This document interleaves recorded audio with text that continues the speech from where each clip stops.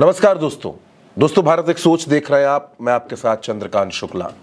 दोस्तों, उत्तर प्रदेश में कुछ वक्त पहले जब राज्यसभा चुनाव के लिए वोटिंग हुई तो आपने देखा किस तरीके से सपा के कुछ विधायकों ने अंतरात्मा की आवाज सुनी और समाजवादी पार्टी के खिलाफ जाकर भारतीय जनता पार्टी के प्रत्याशियों की मदद की थी। लेकिन अब उन्हीं में से कई नेता मुश्किलों में फंसते नजर आ रहे हैं और समाजवादी पार्टी अखिलेश यादव का विरोध लेकर मनोज पांडे, रायबरेली के ऊंचाहार से विधायक मनोज पांडे बुरी तरीके से फंस चुके हैं। उनकी जो राजनीतिक अभिलाषाएं थी उन पर भी संकट के बादल आ गए हैं। क्या कुछ हुआ है मैं वो आपको बताऊंगा, लेकिन उससे पहले अगर आप भारत एक सोच पर पहली बार आए हैं, चैनल को देख रहे हैं, तो हमें सब्सक्राइब जरूर कर ले ताकि हर खबर आप तक पहुंचती रहे। दोस्तों, मनोज पांडे लंबे वक्त से ऊंचाहार से चुनाव जीतते रहे हैं। हमने देखा कई चुनावों में वो चुनाव जीते, वजह थी समाजवादी पार्टी। भारतीय जनता पार्टी की प्रचंड आंधी में भी समाजवादी पार्टी ने 2017-2022 में वहां अपना परचम बनाए रखा। लेकिन अब मनोज पांडे को ऊंचाहार में डर लगने लगा है और इसी वजह से मनोज पांडे अपनी विधानसभा बदलने के मूड में है। मनोज पांडे बीते दिनों सरेनी विधानसभा क्षेत्र में पहुंचे थे। सरेनी विधानसभा क्षेत्र में कोई मामला था, कोई घटना हुई थी जिसमें ब्राह्मण परिवार के साथ कहा जा रहा है कि कुछ घटनाएं सामने आई थी। अब इसमें मनोज पांडे वहां पहुंचे तो मनोज पांडे को भारतीय जनता पार्टी के ही कार्यकर्ताओं और एक पूर्व विधायक के विरोध का सामना करना पड़ा। मनोज पांडे मुर्दाबाद के नारे यहां पर लगे। दरअसल सरेनी विधानसभा क्षेत्र में जो भारतीय जनता पार्टी के नेता हैं और जो लोग बीजेपी से चुनाव लड़ने की इच्छा रखते हैं, उनको मनोज पांडे का सरेनी आना नागवार गुजरा। उनका यह कहना है कि मनोज पांडे ऊंचाहार में राजनीति करते हैं तो ऊंचाहार में करें, सरेनी की तरफ ना है। अब दोस्तों, यह मसला लगातार बड़ा होता जा रहा है। मनोज पांडे को ऐसा लगता है कि लोकसभा चुनाव में वो भाजपा के साथ खड़े हुए, राज्यसभा चुनाव में वो भाजपा के साथ खड़े हुए, तो क्या भारतीय जनता पार्टी उनको विधानसभा का चुनाव नहीं लड़वाएगी? चाहे भारतीय जनता पार्टी उनको ऊंचाहार से लड़वाए, सरेनी से लड़वाए, कहीं से भी टिकट दे। हालांकि इस दुविधा में कई विधायक हैं।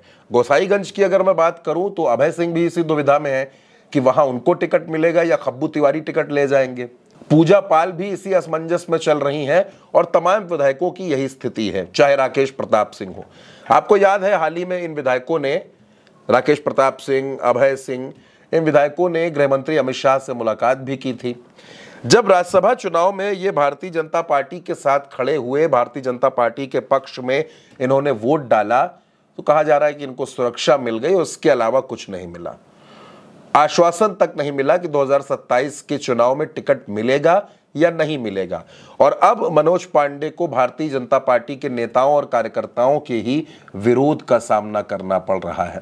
दोस्तों, जहां से मनोज पांडे विधायक हैं ऊंचाहार, वहां पर यादव और मुस्लिम समीकरण जबरदस्त है और अखिलेश आजकल जिस पीडीए का मुद्दा उठा रहे हैं वो भी वहां पर गेम चेंजर है। कहा जा रहा है कि इसी वजह से मनोज पांडे इस बार ऊंचाहार से चुनाव लड़ने में कुछ घबरा रहे हैं। उनको लग रहा है कि ऊंचाहार में मामला गड़बड़ हो सकता है। इसी वजह से पांडे जी निकल गए सरेनी के लिए। सरेनी पर उन्होंने फोकस किया, लेकिन सरेनी में भारतीय जनता पार्टी के जो स्थानीय कार्यकर्ता हैं वही मनोज पांडे का विरोध कर रहे हैं। बीते दिनों अखिलेश यादव एक प्रेस कॉन्फ्रेंस में थे तो वहां उनसे इन विधायकों पर सवाल पूछे गए।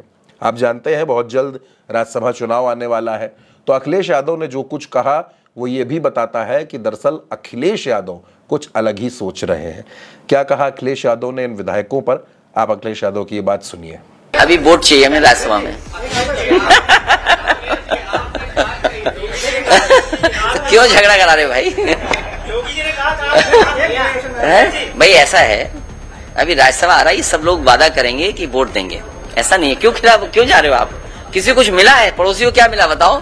जो हमारे पीछे फोटो के फोटो आती थी, जो हमारे फोटो बम थे, फोटो बम हर फोटो में नजर आते थे, याद कीजिए विधानसभा में। दोस्तों, जाहिर सी बात है अखिलेश यादव कुछ सॉफ्ट हैं इन विधायकों को लेकर। उन्होंने कोई बहुत बड़ी कार्रवाई नहीं की, कोई टिप्पणी नहीं की और उनका यह कहना है कि किसी को क्यों नाराज करना, जो जहां है जैसे है वैसे रहे। और हमें लगता है कि राज्यसभा चुनाव में ये सब हमारे पक्ष में मतदान करेंगे, क्योंकि ये जिस चाहत में बीजेपी के साथ गए थे वो चाहत इनकी भाजपा में पूरी नहीं हो रही है। वादे तो इनसे बड़े बड़े हुए थे, लेकिन जिस तरीके से बीजेपी के लोग ही विरोध कर रहे हैं, नारे लगा रहे हैं, उससे एक बात साफ है कि इनको आने वाले समय में कई मुश्किलों का सामना भी करना पड़ेगा। तो क्या ये बागी विधायक एक बार फिर समाजवादी पार्टी में लौटेंगे, एक बार फिर समाजवादी झंडे के नीचे आ जाएंगे?